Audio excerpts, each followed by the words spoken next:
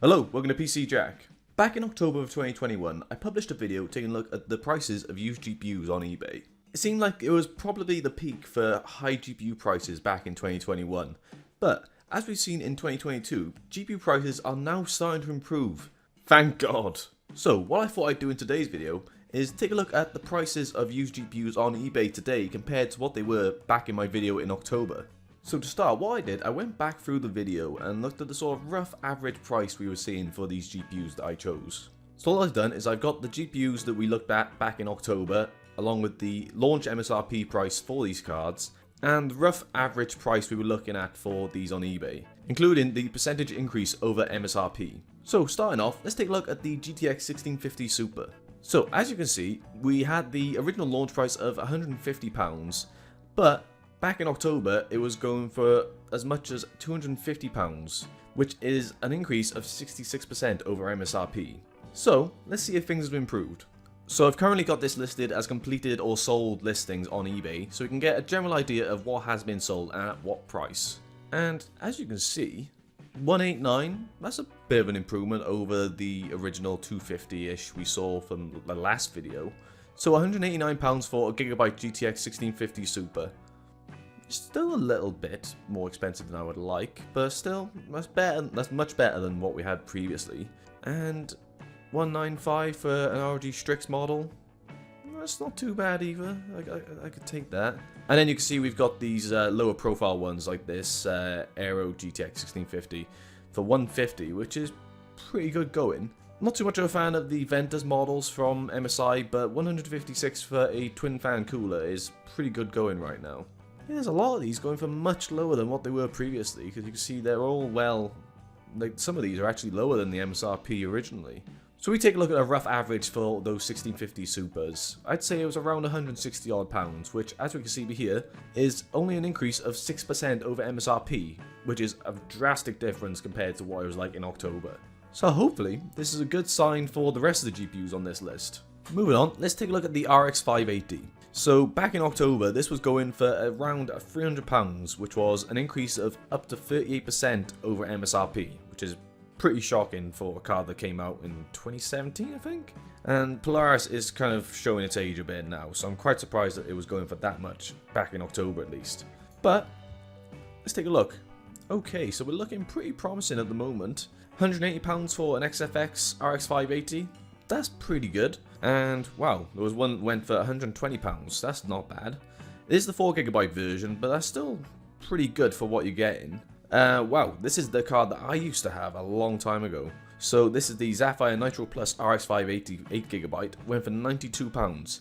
That is really good, to be fair. But scanning through all these, they seem to be going for just under 200 or so, something like that. So taking a rough average from those as well, we can see that we've gone from £300 to around £190, which is actually an increase of 3% over MSRP, which again is a massive difference compared to 38%.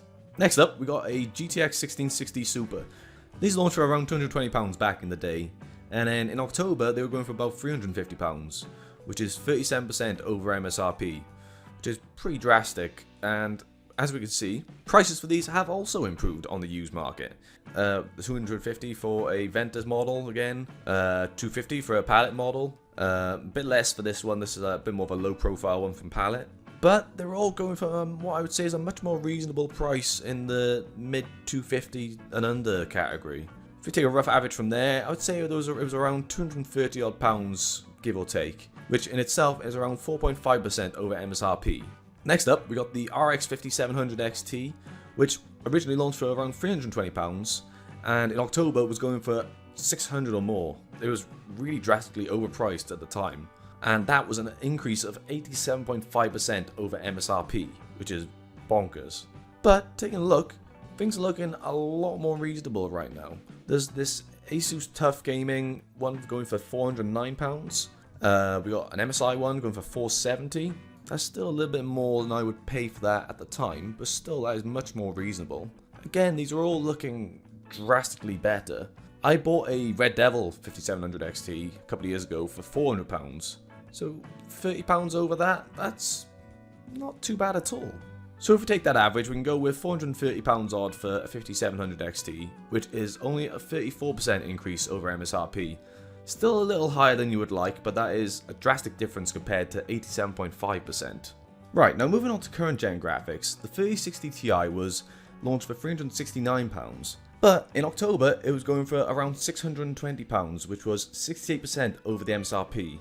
Taking a look now though, prices have seemed to improve on that quite drastically as well. As we see, there's an MSI Gaming Z Trio on this for £490. That's still a little higher than what I paid for one previously, but pretty good going. Now of course the Founders Editions do tend to see a bit more of a price hike due to the more rare nature of them, but these AIB models are all looking much more promising compared to previously. In fact, that is the exact same 3060 Ti that I own. That's still about £100 more than what I spent on mine, but it's still a lot more promising than what it was previously back in October.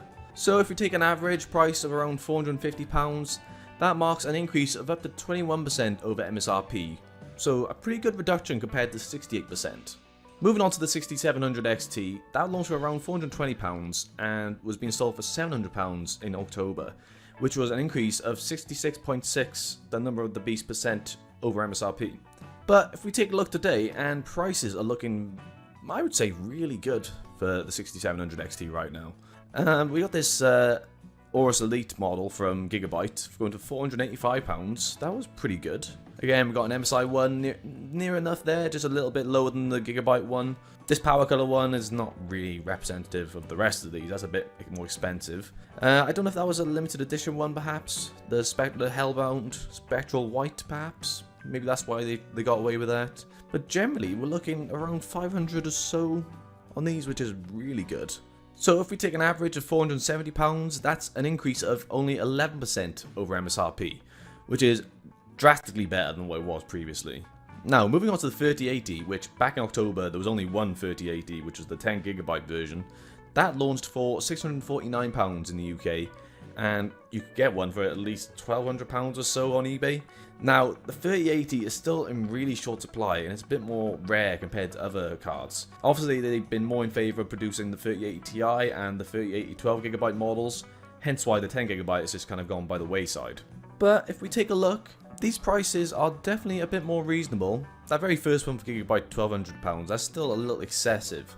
But these ones here, so we got a Zotac, EVGA, Gigabyte ones going for at least 800 or less. That is really good, considering that was near enough the retail price for this EVGA one back at the time. But these prices are looking a lot better. I still don't get why someone's selling a box only, that's just bonkers. But all these prices are looking much better than what they were previously for the 3080. So if we take an average of around £900, that shows a markup of around 38% over MSRP, which is still pretty high, but compared to 84.8%, that is a really good sign of the market improving itself. Now, take a look at the 6900 XT. That was launched for an MSRP of £780 in the UK, and in October it was going for around £1,100, which was 41% over MSRP.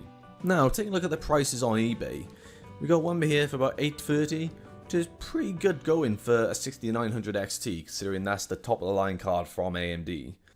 We got this one from, we got an Aorus Master one, just going for about £1,000.